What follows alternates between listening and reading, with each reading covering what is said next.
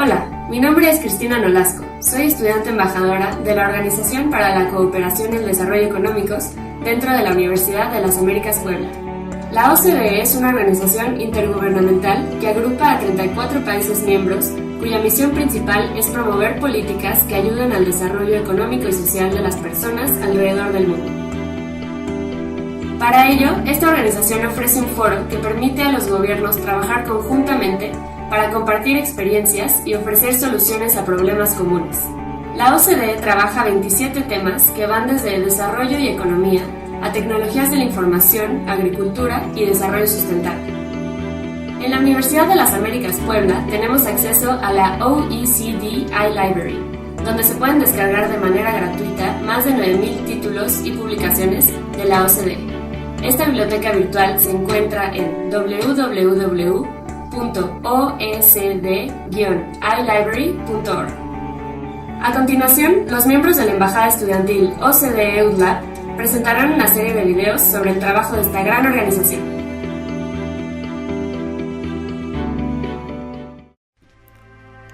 Today, we know growth is not enough to guarantee development.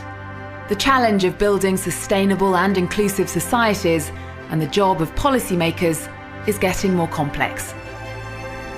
At the OECD Development Centre, we help policymakers make better informed decisions.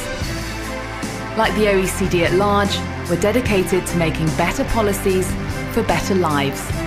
What's different about us is that for over 50 years, the Centre has gathered OECD countries and developing countries to find solutions to today's development challenges. Today we serve 41 member countries from across the globe. But let's rewind a little. What exactly is so complex about the challenges of today? One big change over the past 15 years is that developing countries have been growing much faster than the so-called rich countries. Globally, there's been a shift in wealth. For many emerging and developing economies, this shift in wealth came with new opportunities, especially for the growing middle classes. But prosperity is also associated with rising expectations. Meanwhile, inequalities are on the rise. A young North African with a diploma has more difficulty finding a job than one with no formal education. A Latin American is more likely to belong to the middle classes, but is often only a hospital visit or a paycheck away from poverty. In Asia, jobs have been created in factories, but often at a high environmental cost. Gender equality is another challenge. Despite the adoption of laws to provide them with equal rights, women around the world remain at a disadvantage. No country in Africa or Latin America has yet been able to overcome the so-called middle-income trap, despite strong growth. And concern is growing that today's prosperity, ironically, may compromise social cohesion and growth potential tomorrow. At the OECD Development Centre, we monitor these changes and assess their impacts on increasingly connected countries and regions. How do we help make development happen? Development is at the core of the OECD's mission, and indeed, it's part of our name. Development is in the OECD's DNA. The Centre adds a unique perspective to our organization's work on development. And this is thanks to its multidisciplinary perspective, to the bridges it provides with other regions, and the partnerships it has established. The dialogue between developed and developing countries has changed in the nature, and Development Center has this ability to reunite very different stakeholders. Make sure that as we dialogue, we also move from dialogue to action. It looked at the shifts in the global economy in a very innovative way. By the analysis about the shifting source of growth and the distribution of wealth in the world economies. We know there's not one model because not even all of our successful countries do it the same. Crecimiento sin inclusión social no es suficiente, necesitamos inclusión y para ello el desarrollo productivo es esencial. We build on OECD know-how, peer learning, sharing information, identifying good models, and communicating results. In essence, We work for and with governments from the OECD zone, Africa, Asia and Latin America, multinationals, partner institutions, foundations and think tanks to make social and economic progress more sustainable and inclusive.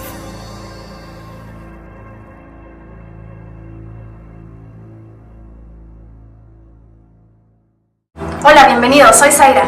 Soy César. A continuación veremos un video que trata sobre el ranking de la desigualdad y la distribución de riqueza entre los países miembros de la OCDE. Esta organización utiliza este estudio para saber qué políticas implementar para mejorar el desarrollo económico de los países miembros. La desigualdad es evidente y aumenta año con año. De hecho, ¿sabías que los países con mayor desigualdad son México y Chile, en una relación de 27-1? Disfruten el video.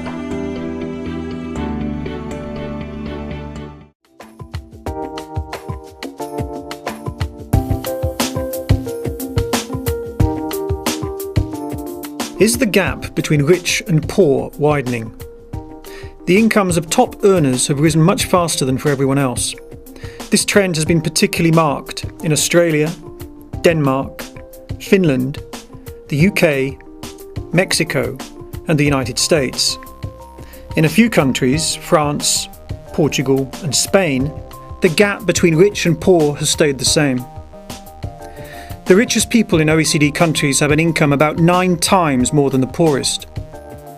This ratio is 6-1 in Norway and Denmark, 10-1 in Italy, Japan, Korea and the UK, 14-1 in Turkey, Israel and the US, and reaches 27-1 in Mexico and Chile. The most common way to measure inequality is via the Gini coefficient, where 0 means everyone has the same income, and 1 means the richest person has all the income. Over the past 2 decades, it rose in 17 of the 22 countries for which there are data. It increased in the US, Finland, Germany and Sweden. It fell in Mexico and Turkey, but from very high levels. The 1990s and 2000s saw a surge in the share of people reporting extremely high incomes. This was particularly the case in the US, Canada, Ireland and Finland. Top income tax rates fell from around 60 to 70% 20 years ago to around 40% today.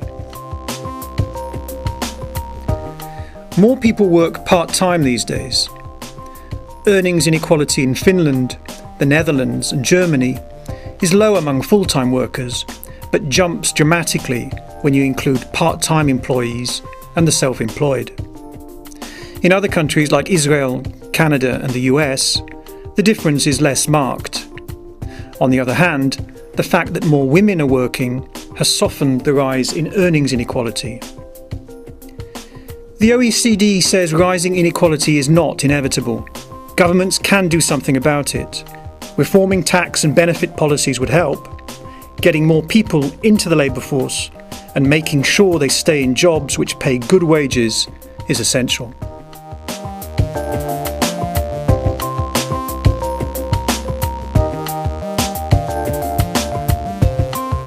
El video que veremos a continuación explica cómo para el año 2060 los países con economías emergentes podrían tener un mayor crecimiento del PIB que los países desarrollados miembros de la OCDE. Este tema es importante ya que denota la relevancia de la mejoría o perfeccionamiento de las finanzas públicas a través de mejores políticas.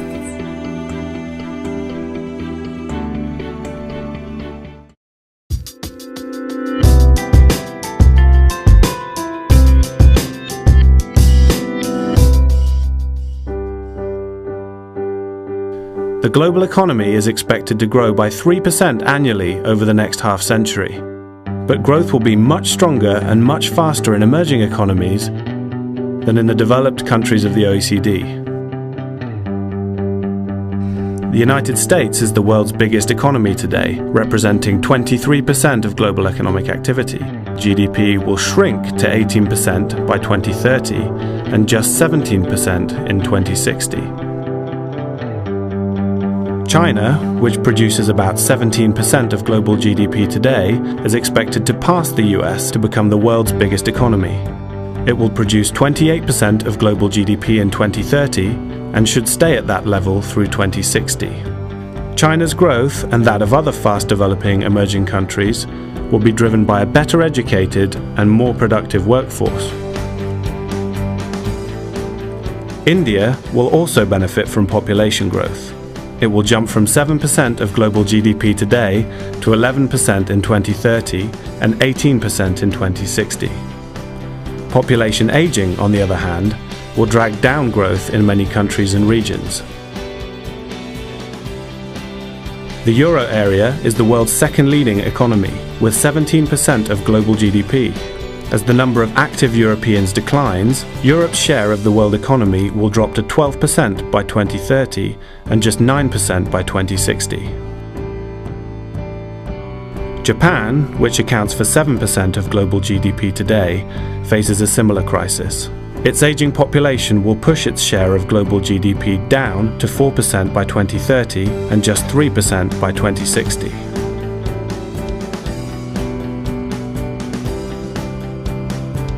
Today, the 34-country OECD represents 65% of global GDP. This will drop to just 43% in 2060, smaller than China and India, and well below the combined GDP of emerging economies. Incomes and living standards in emerging economies will converge with those in the OECD. Today, per capita GDP in countries like China, India, Indonesia, South Africa, Brazil, Mexico, and Turkey is just a fraction of that in the United States. After 50 years of rapid growth and shifting wealth, the emerging countries have drastically reduced the income gap with the United States. Richer OECD countries like France, Italy, Spain, Ireland, Greece will see their per capita income fall when compared with the US. None of these OECD projections are set in stone. Improving public finances and implementing bold structural reforms can boost long-term growth and living standards in advanced and emerging economies alike.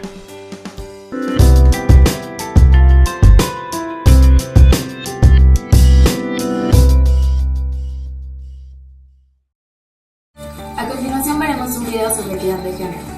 Este tema es importante para la OCDE, ya que con el fin de generar mayor crecimiento económico, es necesario igualar las posibilidades de los hombres y mujeres, no solo en educación, sino también en empleos y en emprendedurismo. Hoy en día la cantidad de niñas que van a la universidad es más alta que nunca. Sin embargo, se siguen enfocando en carreras etiquetadas como femeninas, lo cual dificulta que tengan la misma importancia que los hombres en la actividad económica. Además, las mujeres que trabajan siguen recibiendo salarios 16% menores que los hombres. La OCDE trabaja para reducir estas desigualdades de género.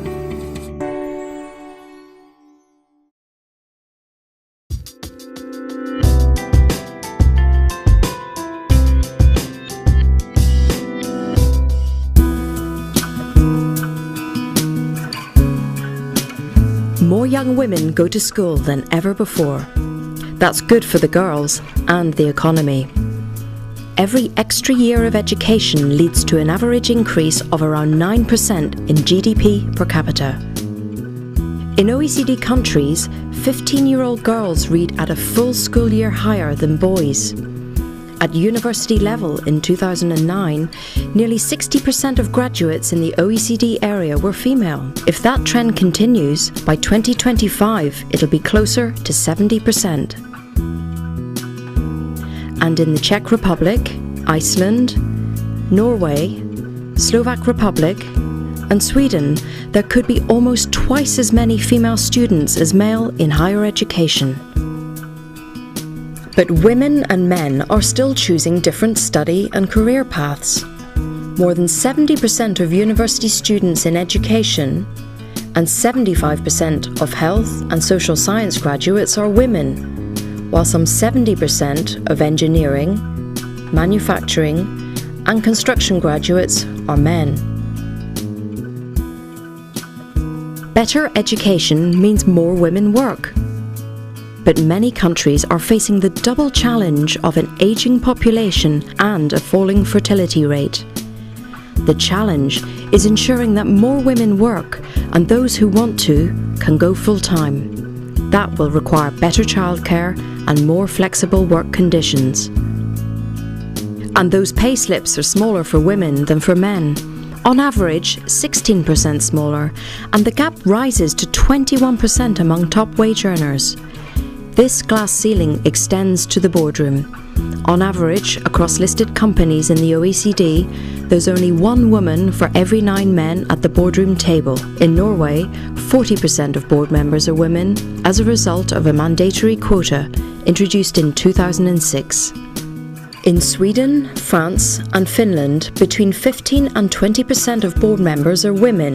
That drops to less than 5% in Germany, Japan and the Netherlands. Education is a good start, but what about employment and entrepreneurship?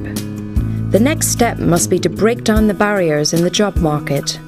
Giving men and women the same chance to contribute, both at home and work, will boost growth and well-being for everyone.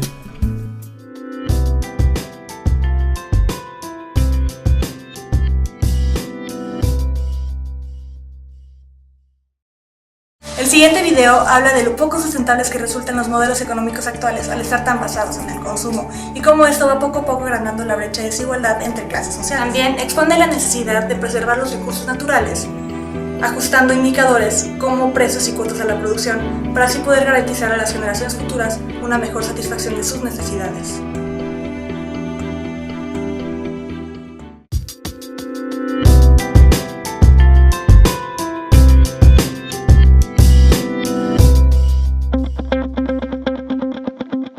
From Rio's Earth Summit in 1992 to Rio Plus 20 and new hurdles on the path to fair and sustainable global development.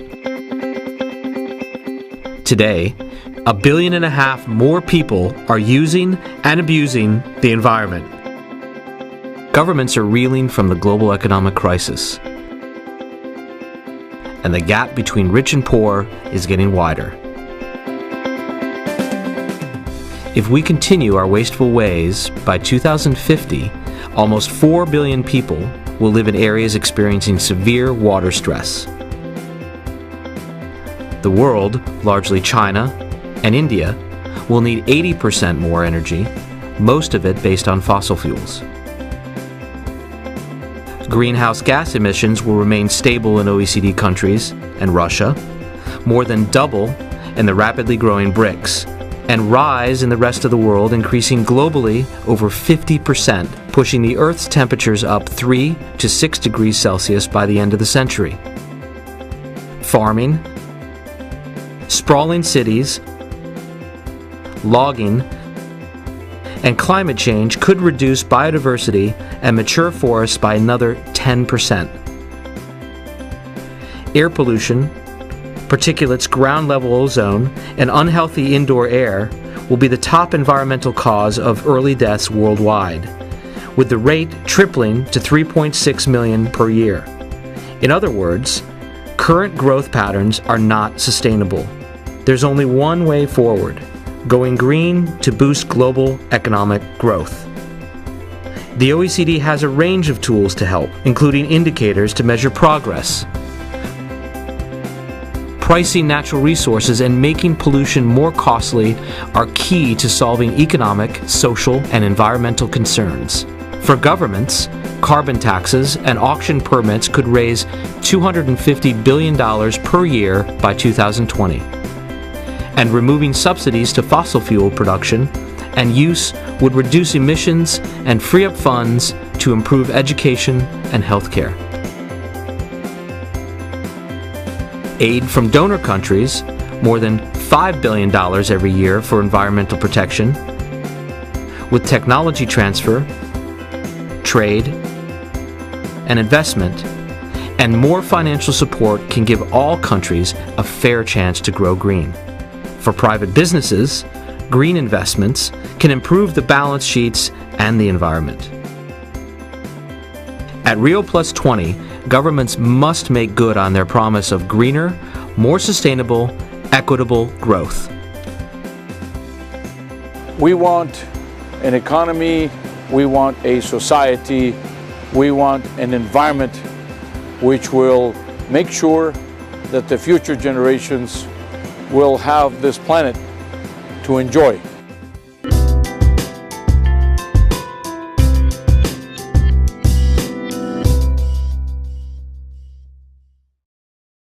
Actualmente, más de 1.000 millones de personas siguen viviendo en condiciones de pobreza extrema. En la cumbre del milenio, los líderes mundiales se reunieron para trabajar unidos y ayudar a la gente más necesitada. En este breve video, les mostraremos las 3 principales cuestiones para erradicar la pobreza. The Millennium Development Goals galvanize support for poverty reduction. Today, the target of halving the number of people living in extreme poverty has been met. But progress has been uneven. As the United Nations and its partners shape a new global framework to replace the MDGs in 2015, they face the challenge of ending poverty for good, which means tackling some important questions. What is poverty? And how is it measured? Poverty is not only about income, and poor people do not live only in poor countries. Today, a new bottom billion live in middle-income countries, including India and China. It's also not just a question of getting to zero, but staying there. Then there's the issue of where to fix the new development goalposts. To recapture the Millennium Declaration's vision, the new International Development Agenda must embody principles of solidarity, equality, dignity, and respect for nature. Finally, once these goals have been agreed, how will they be achieved? We'll need new policies and leadership by national governments and the global community.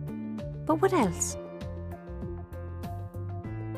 On the 5th of December 2013, we debated these questions and others with a panel of world experts. Click here to watch their arguments.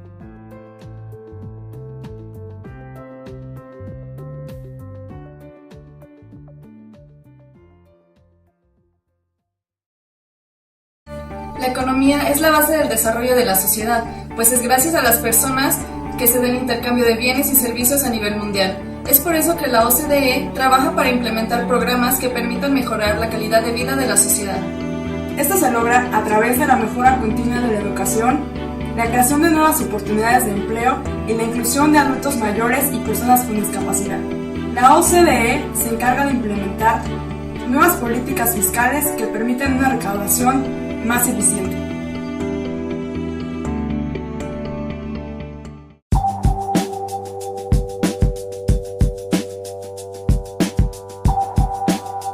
It's amazing what can start with just a word, when people with common goals come together to exchange ideas. Solving problems, meeting challenges, creating new opportunities. That's what we do. That's how to build a better world economy. For half a century, OECD has been the global forum for new ideas to create prosperity in developed and developing countries. Ideas to help people get a better education and find work. Ideas to fight corruption, encourage innovation, and preserve the environment. Ideas to build a better economy and lasting social prosperity. It's the power of human imagination, supported by research, data, and analysis, shared in an open and cooperative international forum. This is OECD, working to build a better world economy. To understand how countries grow and prosper, you first need the numbers. OECD is a leading source of economic data. Then we look beyond the numbers to research, analyze, and improve the policies and institutions which shape our lives, like funding good schools that lead to better jobs, making governments more transparent and efficient for the people they serve, encouraging free and open competition and fair trade, which means more innovation and lower prices for consumers. OECD represents the world's largest economies working together towards the same goal. A strong base that allows people in cities and on farms, in developed and developing countries, to flourish. Of course, it takes more than money to make the world go round, but sound financial policies are the lifeblood of every country's economic growth and prosperity. OECD helps to make financial markets work better, helps governments make taxation and investment more efficient, or the best way for countries to improve pension and insurance systems. OECD is tackling some of the toughest challenges facing modern economies. We're also working to strengthen legal and social institutions by advising governments on the best way to fight corruption and improve law and regulation through fair and democratic processes. Because justice and responsible government are necessary to build widespread social prosperity. The strength of any country is its people. OECD works to improve our daily lives. Education for the young, employment for adults, a comfortable retirement for the elderly, and healthcare for all. OECD works on other social issues, like migration, to reap its advantages and minimize problems. Development to ensure global prosperity is fairly shared. OECD governments give more than $100 billion every year, helping developing countries fight poverty and ensuring this money is well spent. Human creativity builds prosperity, so OECD looks at how to foster scientific innovation, biotechnology, the internet and information technology, or even space exploration. Of course, if not managed properly, technology and industrial growth can do serious damage. OECD is leading efforts to solve prosperity's downsides, finding ways to both grow the economy and save the environment. It's all about sustainability, ensuring that each generation will pass to the next a world with energy, clean air and water, and healthy living standards. OECD helps countries improve energy efficiency and minimize global warming, and to reduce wasteful policies like agricultural subsidies that cost billions of tax dollars, harm the environment, and hamper free trade. Ultimately, good development is sustainable development. Fair and prosperous societies living in a clean environment. OECD is about the power of human ideas coming together from all around the world, because talking is the first step to understanding, and a problem shared must eventually become a problem solved when we work together for a better world economy.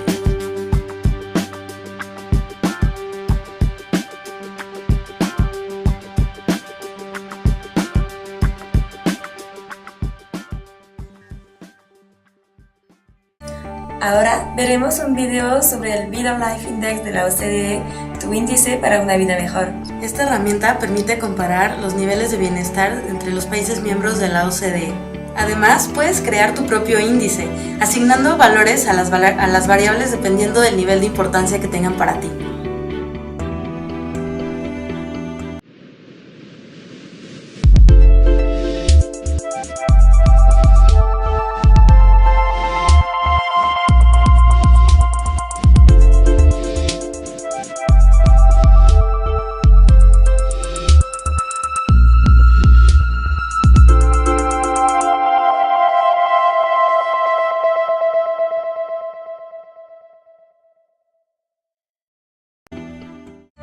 Miembros de la Embajada Estudiantil OCDE UDLAP, agradecemos su atención y los invitamos a participar en las distintas actividades que realizaremos el día de hoy. Para mayor información sobre la gestión Estudiante Embajador UDLAP 2014, favor de seguirnos en Facebook, /EE UDLAP, o en Twitter como CrisEE-UDLAP. Muchísimas gracias.